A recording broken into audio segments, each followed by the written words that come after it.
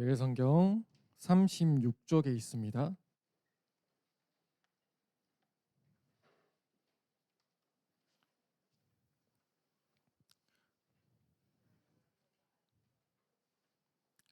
한 절씩 교독하도록 하겠습니다. 예수님께서 제자들과 함께 가이사랴 빌립보에 있는 마을로 가셨습니다. 가시는 도중에 예수님께서 제자들에게 물으셨습니다. 사람들은 나를 누구라고 아느냐?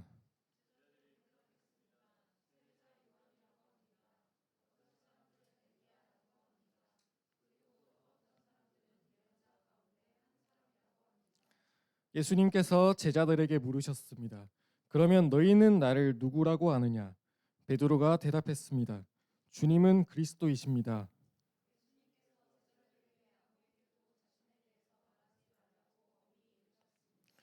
예수님께서 인자가 많은 고통을 받고 장로들과 대제사장과 율법 학자들에게 배척을 당하며 죽임을 당하고 3일 뒤에 다시 살아날 것을 제자들에게 가르치셨습니다.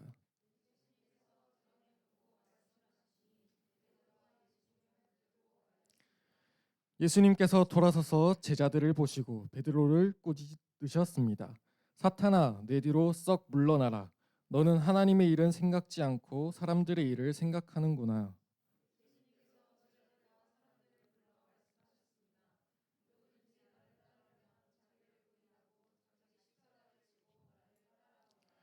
누구든지 자기 목숨을 구하고자 하면 잃을 것이다. 누구든지 나와 복음을 위하여 자기 목숨을 버리면 목숨을 구할 것이다.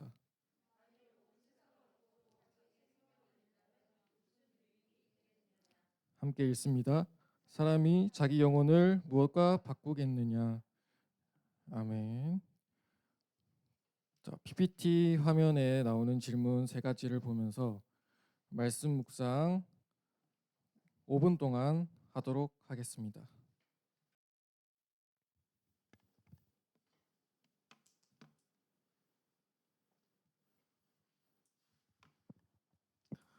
반갑습니다, 여러분. 개학하고 다들 많이 피곤하죠? 피곤한가요? 막 머리 스타일 바꾸고 온 친구들도 보이고 윤주 파마인 또 알아봤다 이가. 자, 아 오늘은 이제 전도사님의 과거 이야기를 잠시 시작을 하려고 합니다.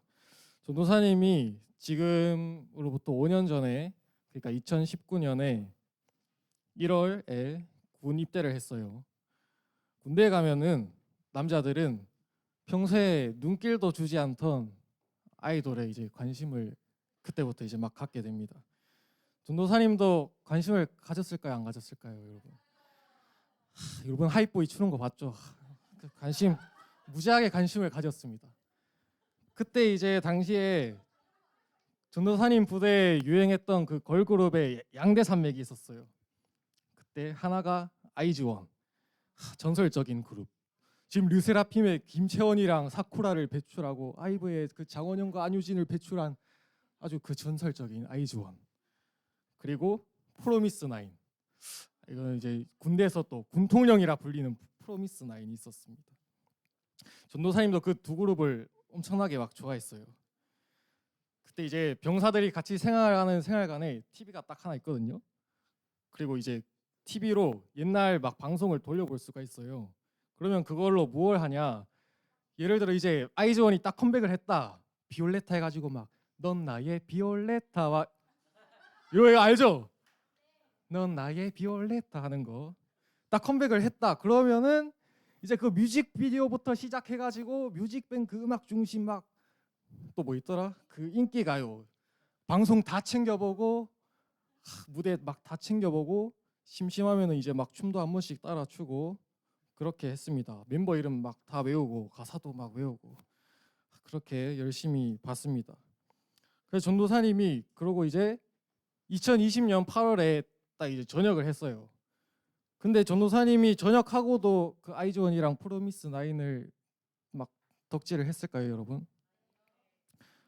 오, 물론 이제 가끔씩 찾아보긴 했습니다. 지금도 이제 가끔씩 무대를 보는데 또 이제 현실 세계로 나오니까 또 자연스럽게 잊혀지게 되고 덕질도 멈추고 관심이 좀 사라지게 되더라고요. 우리는 누군가를 열정적으로 좋아하는 사람을 팬이라고 부르죠. 볼펜 할 때 그 펜 말고 PEN 말고 FAN 팬이라고 합니다. 그런데 이제 팬은 가수를 아무리 좋아한다고 해도 같이 막 멀리서 그냥 응원을 할 뿐이죠. 무대에 같이 올라가서 노래를 하고 막 춤을 같이 추지는 않습니다. 그리고 팬은 가수를 개인적으로 알지는 못합니다.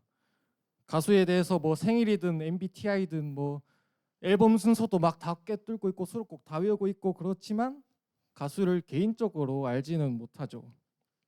그리고 가수에 대해 좋아하는 마음이 식어서 다른 가수로 이제 막 갈아타기도 합니다. 팬은 그냥 팬일 뿐이죠. 예수님을 믿는다고 말하는 우리 가운데도 팬이 있을 수가 있습니다. 팬은 뭔가 일이 잘 풀리는 것 같고 행복하면 예수님 막 응원합니다. 예수님 역시 우리 예수님. 그런데 내 생각대로 되는 일이 없고 뭔가 요새 잘 안 풀리는 것 같다. 그러면 예수님에게서 몸을 돌려버리는 거죠. 예수님에 대해서 들은 건 많아서 아는 척은 조금 할 수 있지만 예수님을 개인적으로는 알지 못합니다. 여러분은 예수님의 팬인가요? 아니면 예수님의 제자인가요? 오늘 우리가 함께 생각할 말씀은 예수님의 팬이 아니라 예수님의 제자로 살아가기 위해서 우리가 꼭 반드시 알아야 할 말씀입니다. 우리 27절, 28절의 말씀을 함께 읽어보겠습니다. 시작. 예수님께서 제자들과 함께 가이사랴 빌립보에 있는 마을로 가셨습니다. 가시는 도중에 예수님께서 제자들에게 물으셨습니다. 사람들은 나를 누구라고 하느냐? 제자들이 대답했습니다. 세례자 요한이라고 합니다. 어떤 사람들은 엘리야라고도 합니다. 그리고 또 어떤 사람들은 예언자 가운데 한 사람이라고 합니다. 아멘. 예수님께서 제자들과 함께 가이사랴 빌립보라는 마을로 가시는데 제자들에게 이렇게 질문을 하십니다. 다른 사람들이 나를 도대체 누구라고 하니? 이렇게 물어보는 거죠. 그러자 제자들이 대답합니다. 사람들이 예수님을 세례 요한이라고도 하고요. 엘리야라고도 하고요. 예언자라고도 합니다. 그러자 예수님은 다시 질문하십니다. 29절의 말씀을 함께 읽습니다. 시작. 예수님께서 제자들에게 물으셨습니다. 그러면 너희는 나를 누구라고 하느냐? 베드로가 대답했습니다. 주님은 그리스도이십니다. 아멘. 사람들이 나를 그렇게 생각하는구나. 그러면 너희는 나를 누구라고 생각을 하냐? 이렇게 질문을 하시는데 예수님의 수제자였던 베드로가 이렇게 대답을 합니다. 주님은 그리스도이십니다. 이렇게 대답을 합니다. 자, 그리스도라는 표현의 의미에 대해서 전도사님이 저번에 설명을 했었죠. 그리스도라는 말은 메시아랑 같은 말이라고 했습니다. 예수 그리스도라는 말은 예수님이 인류를 구원하기 위해 특별한 사명을 받고 오신 분이라는 뜻이 있다고 했죠. 그러니까 이 베드로의 고백, 주님은 그리스도이십니다라는 고백은 정답이었습니다. 그런데 이 베드로의 고백을 들었던 예수님이 뜬금없는 말씀을 하시기 시작합니다. 우리 30절, 31절 말씀을 읽어봅니다. 시작. 예수님께서 제자들에게 아무에게도 자신에 대해서 말하지 말라고 엄히 이르셨습니다. 예수님께서 인자가 많은 고통을 받고 장로들과 대제사장과 율법학자들에게 배척을 당하며 죽임을 당하고 3일 뒤에 다시 살아날 것을 제자들에게 가르치셨습니다. 아멘.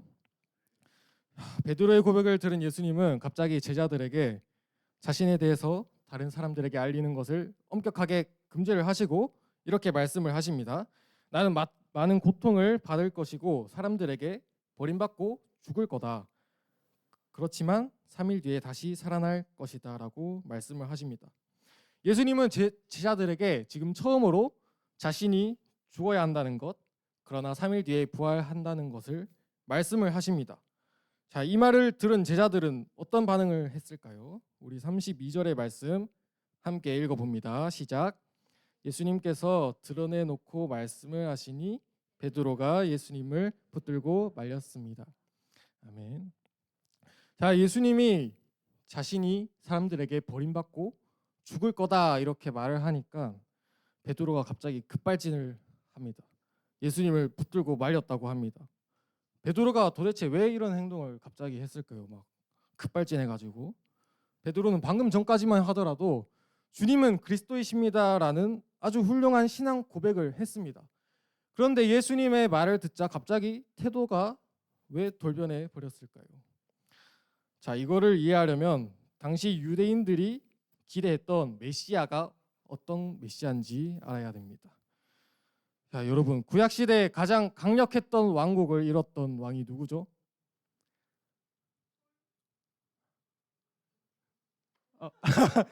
어, 괜찮습니다. 자, 솔 위에 또 한 명 더 있죠, 여러분? 나 그죠, 다윗. 오, 역시 다윗입니다. 다윗. 구약 시대 가장 강력했던 이스라엘 왕국을 이뤘던 인물 다윗입니다. 그런데 다윗의 아들 솔로몬 이후에 이스라엘이 두 나라로 분열이 되게 되죠. 북이스라엘과 남유다로 나뉘게 되고 두 나라 모두 나중에 결국은 멸망을 하게 됩니다. 이런 상황 속에서 당시 구약 시대의 선지자들은 언젠가 하나님께서 이 무너진 다윗의 왕국을 다시 회복하고 의와 정의로 영원히 다스릴 왕을 일으키실 것이라고 예언을 하십니다. 그때 가졌던 그 메시아에 대한 기대가 예수님 시대까지 이어졌던 거예요. 예수님 당시에 이스라엘은 어느 나라의 지배를 받고 있었죠, 여러분? 제가 계속 말을 했었죠.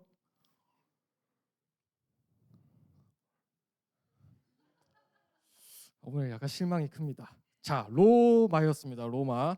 예수님 당시 이스라엘은 로마의 지배를 받고 있었죠. 그렇기 때문에 메시아가 와서 이 로마 제국을 물리치고 독립된 이스라엘 왕국을 건설하길 기대하고 있었던 거예요.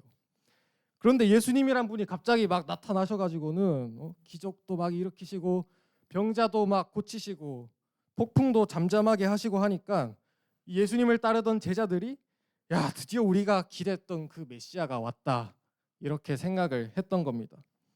제자들은 지금 예수님을 지도자로 삼아가지고 성공하면 혁명, 실패하면 반역 아닙니까? 하면서 막 이제 거사를 치를 그 기대를 하고 있었던 거예요, 여러분. 제자들은 예수님과 함께 이스라엘을 로마로부터 해방시켜서 이전에 강력했던 다윗 왕국과 같은 나라를 다시 회복하려는 꿈이 있었던 거예요. 또 우리들도 예수님의 또 채측근이니까 또 예수님이 왕 되면 우리도 좌우에서 높은 자리 또 한 자리 할 수 있지 않을까 이렇게 기대를 했습니다. 그런데 예수님이 지금 뭐라고 말씀하시는 건가요? 지금 나는 사람들한테 버림받을 거고 죽을 것이다 이렇게 말씀을 하니까 베드로는 지금 자기가 기대했던 모든 그 꿈과 기대가 그냥 와르르 멘션이 돼버렸던 겁니다. 내가 기대했던 예수님의 모습과 완전 반대의 모습을 본 거죠. 자, 근데 이런 베드로의 모습을 보고 예수님은 이렇게 말씀을 하십니다. 우리 33절의 말씀을 함께 읽어봅시다. 시작. 예수님께서 돌아서서 제자들을 보시고 베드로를 꾸짖으셨습니다. 사탄아, 내 뒤로 썩 물러나라. 너는 하나님의 일은 생각지 않고 사람들의 일을 생각하는구나. 아멘. 예수님께서 돌아서서 제자들을 싹 둘러보신 다음에 베드로를 꾸짖으셨다고 합니다. 제자들도 베드로와 같은 생각을 가지고 있었던 것 같아요. 예수님은 자신에 대해 오해하고 있는 베드로를 꾸짖으시는데 베드로를 사탄이라고까지 하시면서 꾸짖으십니다. 그리고 이렇게 말씀하시죠. 너는 하나님의 일은 생각하지 않고 사람들의 일을 생각하는구나. 베드로와 제자들의 기대와 달리 예수님은 이스라엘을 해방시켜주기 위한 그 정치적인 지도자로 온 게 아니었습니다. 예수님은 그저 한없이 연약한 모습으로 죽기 위해 오신 것이죠. 베드로와 제자들은 예수님을 오해해버렸습니다. 예수님이 이 땅에 오신 이유를 제대로 이해하지 못했고 그렇기에 예수님이 자기의 기대와 다르자 예수님께 대들고 따지는 그 모습을 보입니다. 이들에게 예수님은 그저 자신의 욕망을 이루어주기 위한 수단에 불과했던 것입니다. 그렇다면 여러분에게 예수님은 어떤 분이십니까? 혹시 제자들처럼 예수님이 그저 나의 꿈, 내가 원하는 것을 이루어져야만 하는 그 요술램프의 불과한 분으로 생각하지는 않습니까? 내 성적과 진로와 미래를 책임져야만 하는 분으로 생각하고 있지는 않습니까? 그리고 나의 기대를 이루어주지 않는 예수님의 모습을 보면서 베드로처럼 예수님께 따지고 있지는 않나요? 예수님은 우리의 소원을 이루기 위해서 이 땅에 오신 분이 아니십니다. 예수님은 죄로 죽었던 우리를 구원하기 위해 이 땅에 오신 분이십니다. 만약 예수님이 나의 기대와 꿈을 이루어주지 못해서 예수님께 실망해서 등을 돌려버린다면 그건 팬의 모습이지 제자의 모습이 아닙니다. 그렇다면 진정한 제자의 길은 어떤 길일까? 어떤 모습일까? 우리 34절의 말씀을 함께 읽어봅니다. 시작. 예수님께서 제자들과 사람들을 불러 말씀하셨습니다. 누구든지 나를 따르려면 자기를 부인하고 자기 십자가를 지고 나를 따라오너라. 아멘. 예수님은 팬이 아닌 제자가 되려면 이렇게 해야 한다고 말씀을 하십니다. 첫 번째, 자기를 부인해야 된다. 두 번째, 자기 십자가를 져야 한다. 이렇게 말씀을 하십니다. 자, 자기를 부인하라는 말, 좀 어렵게 들리죠? 부인하라. 부인이 이제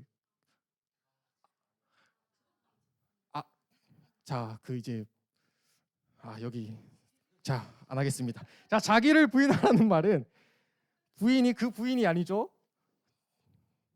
내 삶의 주인이 내가 되는 것을 포기해야 된다. 부인이 이제 그 부인이 아니란 말입니다. 내 삶의 주인이 내가 되는 것을 포기하라. 그게 자기를 부인한다는 말입니다. 내가 그동안 내 삶의 주인이 되어서 나의 꿈, 나의 기대를 이루기 위한 수단으로 예수님을 사용했다면 그 삶을 포기해야 된다. 그리고 예수님이 너의 삶의 주인이 되게 해야 된다. 예수님의 꿈이 너의 꿈이 되게 하라는 말이 자기를 부인하라는 말입니다. 자, 다음으로 자기 십자가를 지라는 말은 예수님이 십자가에 달리신 것처럼 우리도 예수님처럼 십자가에 달리라는 말인가? 그런 말이 아니고 이건 비유적인 표현입니다. 자기 십자가를 지라는 말은 예수님을 따르기 위해 죄를 짓고 살아가는 나의 삶, 예수님과 반대되는 나의 욕심과 계획을 죽이라는 말입니다. 그리고 예수님이 십자가를 지고 순종의 본을 보이셨듯이 우리도 순종해야 한다는 뜻이 있습니다. 이 자기를 부인하라, 자기 십자가를 지라 이런 말은 별로 좀 듣고 싶지 않은 말이죠. 우리가 듣고 싶어하는 말은 이런 겁니다. 예수님 믿으면 복을 받습니다. 예수님 믿으면 마음이 평안해집니다. 예수님 믿으면 행복합니다. 맞는 말입니다. 그런데 예수님은 자기를 부인하고 자기 십자가를 지라고 말씀하십니다. 예수님은 자기를 따라오려는 그 제자들에게 지금 좋은 면을 보여주고 계신 게 아니에요. 지금 예수님이 지금 제자 홍보를 하려면 장점을 말씀하셔야 되는데 지금 단점만 말하고 계십니다. 여러분 한번 생각해 보세요. 전도사님이 막 제자 훈련 홍보하는데 얘들아 제자 훈련 오면은 전도사님이 맨날 맛있는 거 사주고 재밌는 아재 개그도 막 해주고 진짜 시간 가는 줄 모른다. 호영이가 극구 또 부인을 하는데 그렇게 이제 장점을 얘기하지. 얘들아 제자 훈련 오면 너희 진짜 힘들다. 너희 진짜 죽을 각오하고 열심히 해야 된다. 그렇지 않으면 안 된다. 이렇게 말은 하지 않죠, 여러분. 근데 예수님은 지금 제자들에게 자기를 따라오려면 그건 쉽지 않은 길이다. 오히려 단점을 얘기하고 계신 것 같습니다.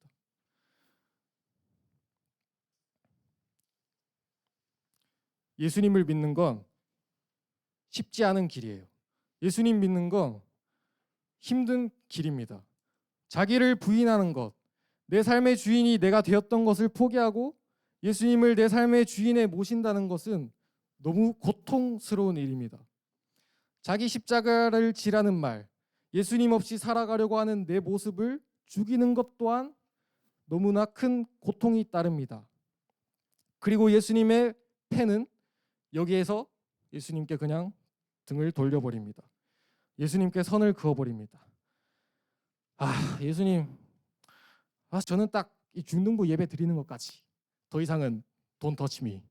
제 삶은 그냥 제가 알아서 하겠습니다. 더 이상 선을 넘지 말아주세요. 뭐 큐티는 무슨 큐티예요. 예수님 저 그냥 중등부 예배까지만 더 이상 제 삶에 침범하지 말아주세요. 이런 모습이 바로 예수님의 팬의 모습입니다. 예수님의 팬은 예수님 때문에 절대로 자기 손해를 보려고 하지 않습니다. 그리고 예수님이 자기 삶에 지나치게 막 개입해서 간섭하려고 하는 것을 절대 원하지 않고 그걸 두려워합니다. 예수님과 개인적인 관계를 맺으려고도 하지 않습니다.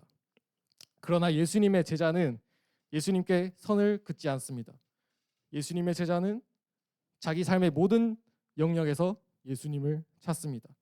학교에서든 학원에서든 집에서든 내가 예수님의 제자로 어떻게 생각하며 행동하고 말해야 할까 끊임없이 고민합니다. 내 삶의 모든 영역, 그 어느 하나도 빠짐없이 모든 영역에서 내가 아니라 예수님이 주인이 되길 원합니다. 그것은 고통이 따릅니다. 그렇지만 그 길을 묵묵히 걸어갑니다. 그것이 예수님의 제자입니다. 오늘의 말씀을 맺습니다. 여러분은 예수님의 팬인가요? 아니면 여러분은 예수님의 제자인가요? 예수님은 우리 모두가 팬이 아닌 제자로 살아가길 원하십니다. 우리가 제자의 길이 아무리 힘들어도 기쁘게 걸어갈 수 있는 이유는 그 무엇과도 바꿀 수 없는 영원한 생명을 예수님께서 우리에게 주셨기 때문입니다. 예수님이 우리에게 베풀어 주신 그 사랑을 깨닫고 예수님의 제자로 살아가는 중등부 친구들 되기를 간절히 바랍니다. 오늘의